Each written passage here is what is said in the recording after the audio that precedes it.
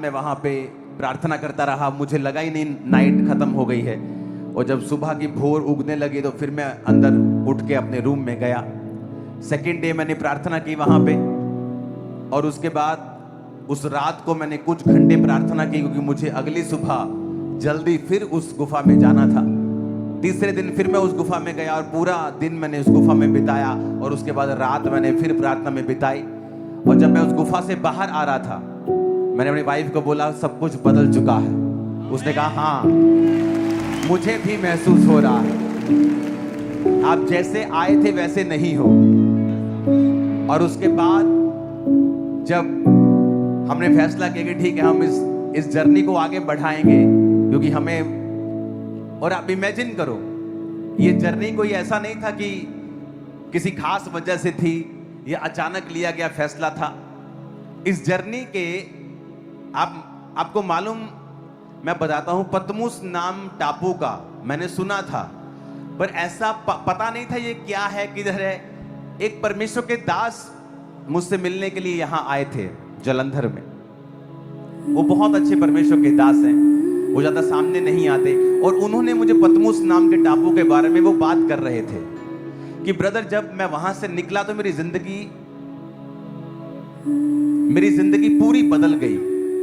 ऐसे प्रकाश मुझको होने लगे बाइबल के जितनी पुस्तकें हैं मेरे सामने खुलने लगी, और परमेश्वर मुझे प्रकाश देने लगा। हम सुन रहे थे, मैंने कहा हाँ हाँ ब्रदर, हम भी जाएंगे कभी उधर।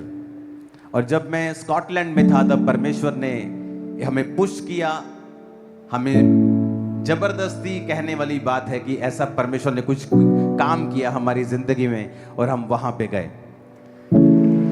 और जब पतमुस नामक टापू से हम निकले अगली जगह के ऊपर, जो कि थिस्सलुनीकि था। अब इमेजिन करो, थिस्सलुनीकि में जब हम बाइबल पढ़ रहे थे तो मुझे 8-8 घंटे 10-10 घंटे हो जाते थे बाइबल स्टडी करते, और मुझे ऐसा लगता था कि मैं शायद 5 मिनट पहले बैठा हूं। जस्ट ऐसा लग रहा था कि ये हिस्ट्री कहां थी हमारी आंखों के सामने, हमें पहले क्यों दिखाई नहीं दी। और परमेश्वर का आत्मा उन भेदों को खोलने लगा, और क्रिश्चियनिटी बिल्कुल मेरी आंखों के सामने जीसस क्राइस्ट के दिन से लेके अब तक बिल्कुल क्लियर थे।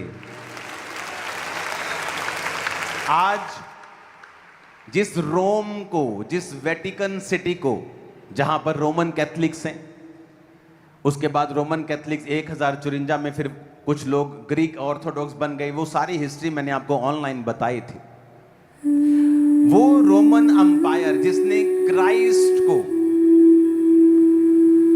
यीशु मसीह को मारने का हुक्म दिया, वो रोमी हुकूमतें जिन्होंने चेलों को मारा और दफना दिया, वो रोमी हुकूमतें जहां जहां चेलों को पाया, जहां पर आंद्रियास की, यीशु मसीह के पहले चेले की कब्र है, जहां वो मारा गया, मैं वहां गया। वहां पर लूका की कब्र है, जहां लूका जिसका सुसमाचार आप पढ़ते हो, वो लोगों को रोमियों ने मारा। बहुत से परमेश्वर के चेलों को रोमियों ने मारा, बहुत से विश्वासियों को रोमियों ने मारा, रोमी लोगों ने उनका कत्ल किया। जब एक रोमी शासक की पत्नी और उसके साले ने परमेश्वर को कबूल कर लिया तो उसने परमेश्वर के चेले को मार दिया था। लेकिन आज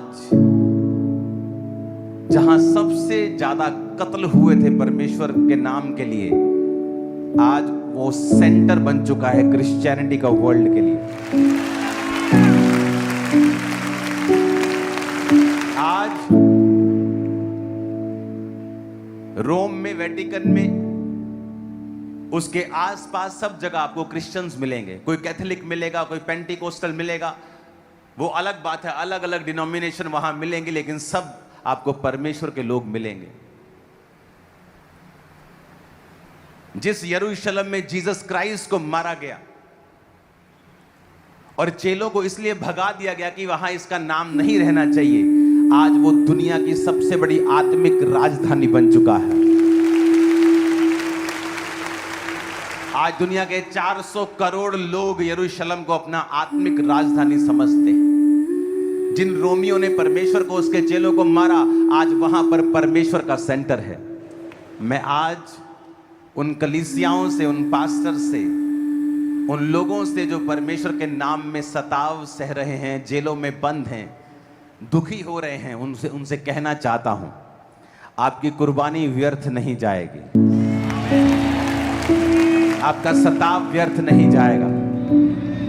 परमेश्वर अपने काम को कर रहा है और वो करता ही रहेगा। Hallelujah, hallelujah.